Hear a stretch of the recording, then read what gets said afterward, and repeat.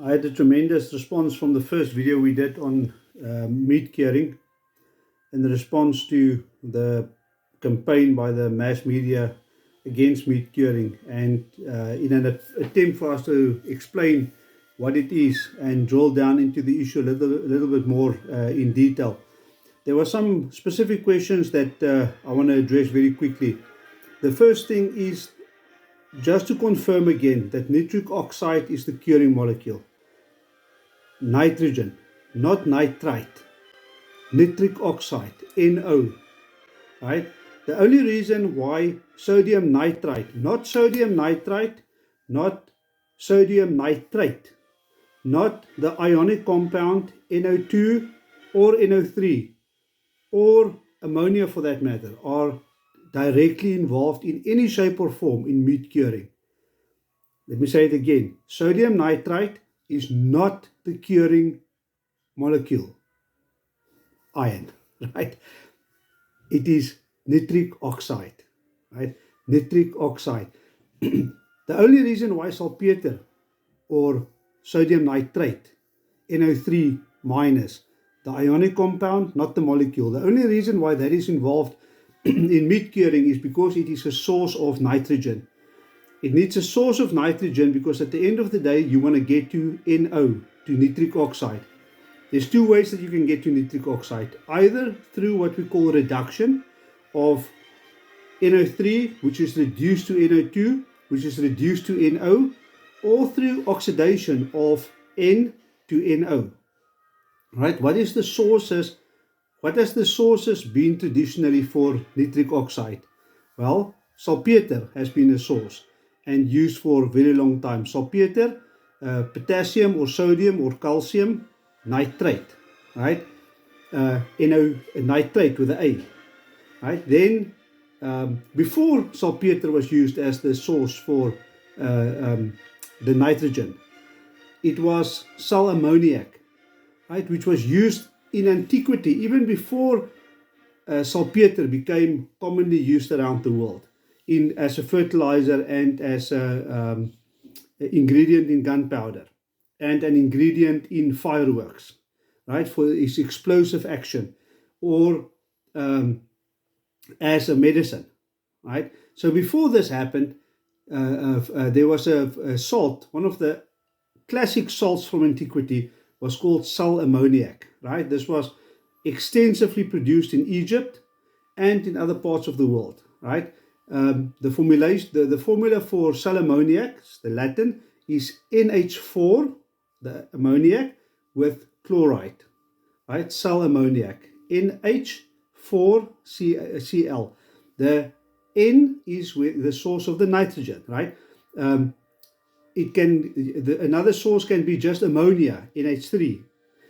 The conversion of ammonia or ammoniac to nitric oxide is also a bacteria-mediated reaction. Okay, right. So we've done the oxidation. There's another oxidation reaction, and that is from the amino acid in myoglobin, L-arginine, right? It is also packed with nitrogen, right? It is an enzyme mediated conversion into nitric oxide. Okay, so now let's go back. Saltpeter, where we have reduction, which is the easiest, most accessible way for us in the past to get hold of nitrogen.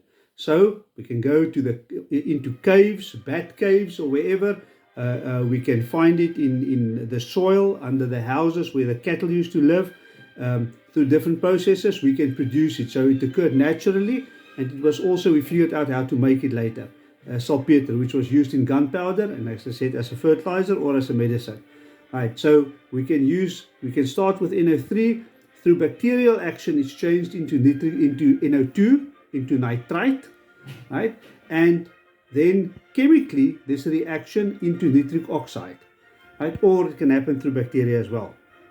Okay, so that is the main way, the main access points, the ways that we access nitrogen for meat curing.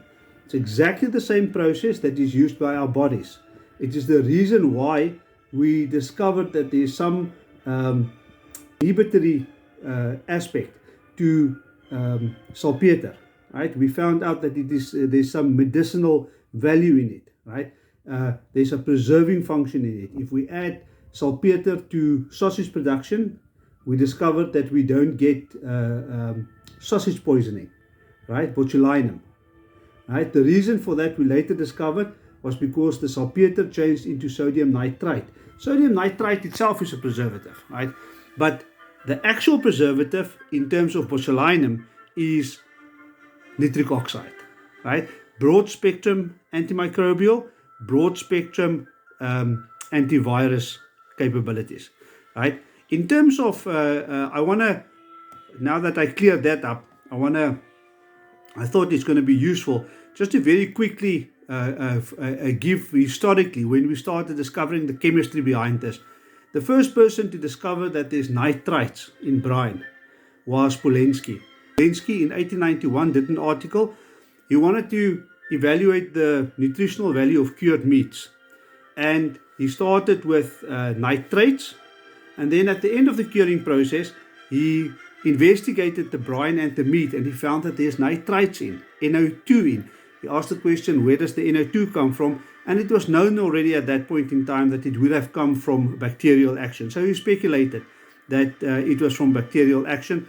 I won't list an article I did on the discovery of Dr. Polensky in 1891. He was the first one to speculate that it was possibly not nitrate, NO3, responsible for curing, but NO2. Right. Following Polensky, German scientist, Notwang and Lehmann followed. Right, and they further studied this phenomena. KB Lehmann and then after him Kieskalt, and they determined that it is not the nitrate, it was definitely the nitrite, the NO2, responsible for the curing. Well, so they thought. Then came onto the scene the famous, very colourful John Scott Haldane from Edinburgh, the Scottish scientist.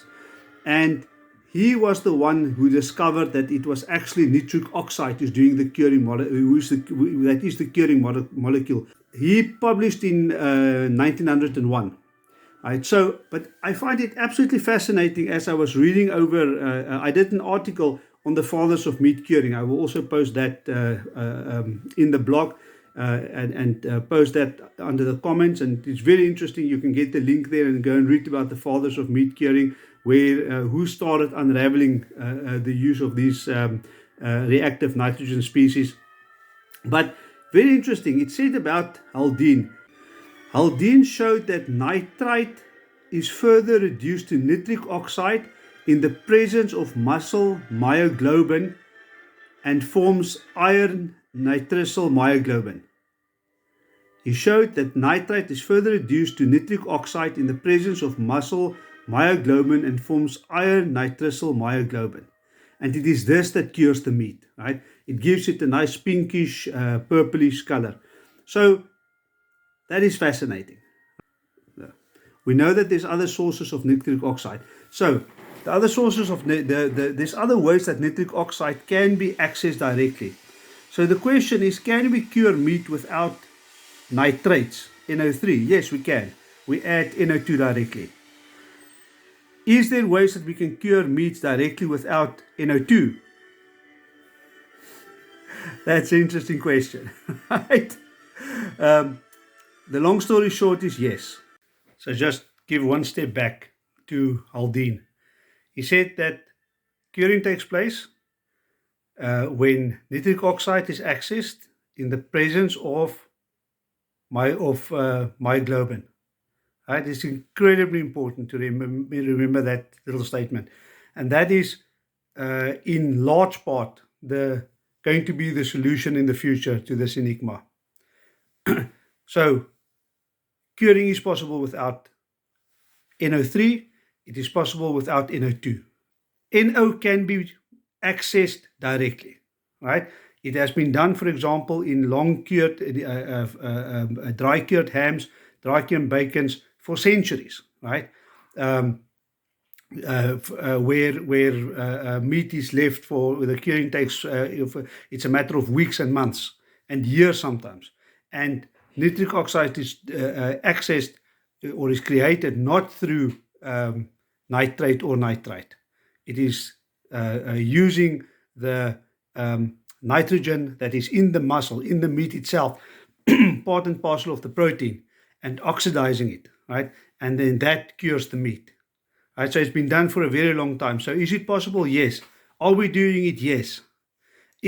Are we able to commercialize those processes in big curing plants where we can produce 10 tons, 20, 30 tons a day? Let's leave that issue there, right?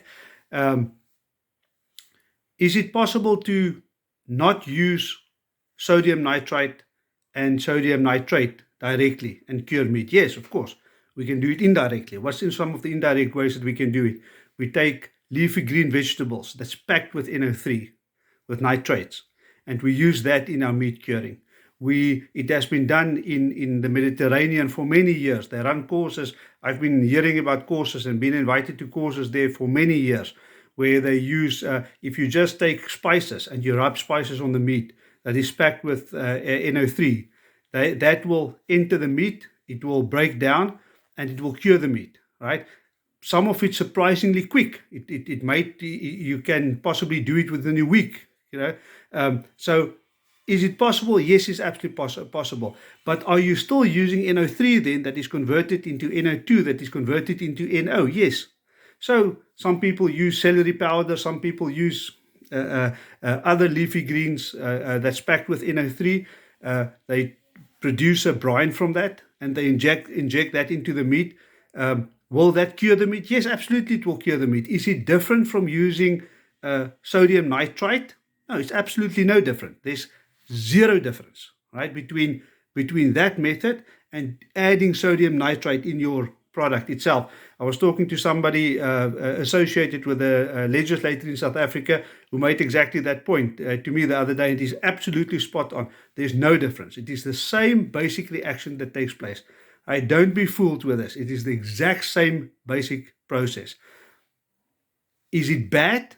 Is it horrible? Like I said in the previous video, it's absolutely not bad and horrible. There are all kinds of things that we need to take into account. And the first one that I referred to last time is that these matters are dose dependent. Whether it's toxic or not for us as humans becomes a dose dependent matter. Okay, in the case of bacon is a interesting case. It's slightly different in the case of bacon, right? And that's actually the thing that I wanted to speak about in the second short video. But I don't even think I'm going to do it now. It's just because I had such a tremendous response from the first video that I thought I'm going to let me just address this issue first. That it is not nitrates curing the meat. It is not nitrites curing the meat. It is nitric oxide. It is nitrogen combined with oxygen into one molecule that goes and sit on one particular part of the meat protein, and that gives us that spectre, that look of a pinkish. It presents itself as a pinkish purplish color. That was actually there were so many questions about this. I just thought, let me just emphasize this and make this very, very clear to everybody, right? And then we're going to get, next time I'm going to get to the issue of nitrosamines, the real issue in terms of bacon. And it is not an issue that we need to run away from. It is an issue that we can tackle and that we can look at because it is part of human experience. There's many sources of nitrosamines.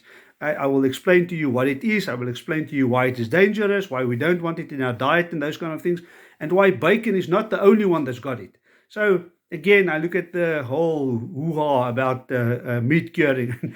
It is fortunately, it seems to me as if the popular media underestimates the intelligence of the average consumer out there, and they want to blow this whole thing of meat curing up because we use sodium nitrite directly, and it's far more convenient and easy for them to speak about that than to speak about all the nitrate that is in the lettuce and in the celery and in all those kind of things that we eat and love to eat, and the spices that we sometimes put on our food. And these are the main way that we, from a dietary perspective, ingest nitrates, right? And the nitrate starts breaking down into nitrites even in our mouths as we chew our food and further in our stomachs.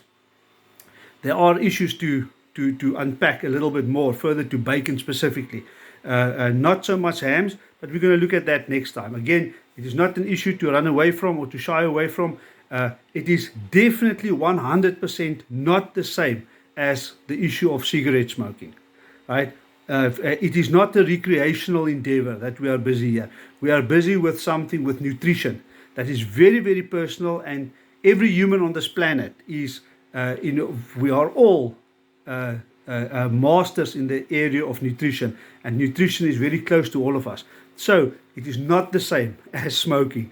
I've heard that comparison being made a couple of times, and I just want to make that abundantly clear. But we're gonna walk through these different issues, and please keep the suggestions and the comments coming, and I will keep on responding like I did in this little video to that. And we're going to get to all the issues. There's not a single question that you can ask that we're going to shy away from. And I can guarantee you one thing, that there is not an issue that the meat industry is shying away from. Nobody is running away from this issue. Everybody is tackling it head on, but we need to be sane, we need to be thinking, we need to be very mindful about what we're doing, and we need to have this discussion in a responsible way. So, guys, thank you very much for this week, over the weekend. It's a crazy 2 weeks ahead, so whenever I'll see when I have another break, and then I'll delve into the issue of nitrosamines and a little bit more about the preserving aspect of nitrites, because it may have sounded from the first clip that nitrites plays no part in preservation. There is a relationship between preservation and nitrites, but as far as botulinum is concerned, which is the big disease that we need to fight against in meat curing, it is also NO, nitric oxide, that plays the key role there. Until we speak again, have a good week, guys.